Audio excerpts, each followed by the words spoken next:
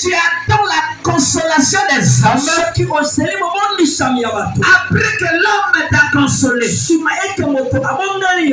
a encore le sentiment de la douleur. Il y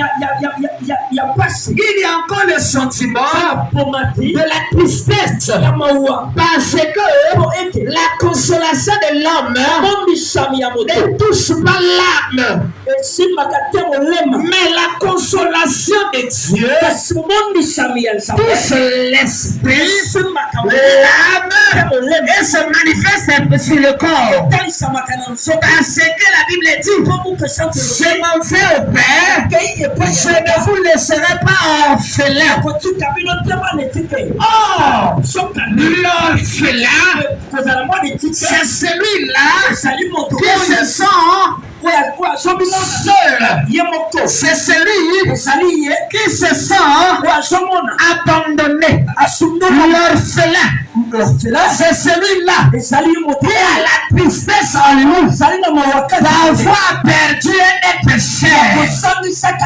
Mais Jésus dit: moi je ne vous laisse pas orphelin, je vous enverrai un autre consolateur. J'aime cette parole-là. Il n'a pas dit d'abord que je vous enverrai le Saint-Esprit. Il a dit un autre consolateur. Un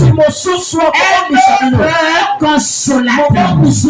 Et il dit le Saint-Esprit survenant sur vous.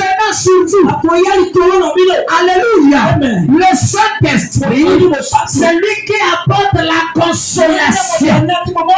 Bien-aimé, sous ton problème là, sous tes soucis là, le bon consolateur, c'est le Saint-Esprit. Et c'est Jésus-Christ qui est le bon consolateur. C'était ça le message du vendredi. Qui était ici le vendredi? Consolation.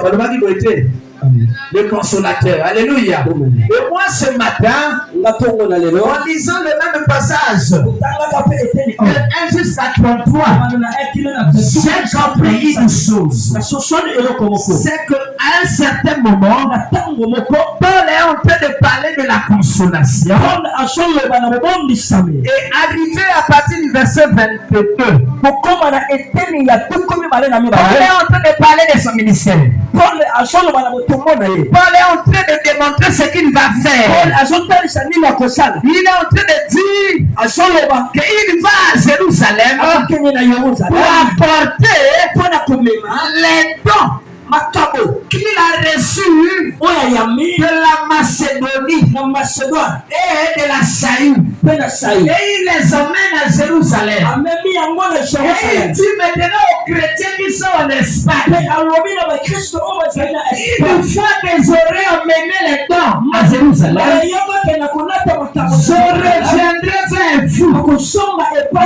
Mais je vous exhorte, frères, de combattre avec moi. Avant que je vienne, je vous exhorte de combattre avec moi. Et une fois qu'on s'est mis à Timothée, j'ai compris des choses.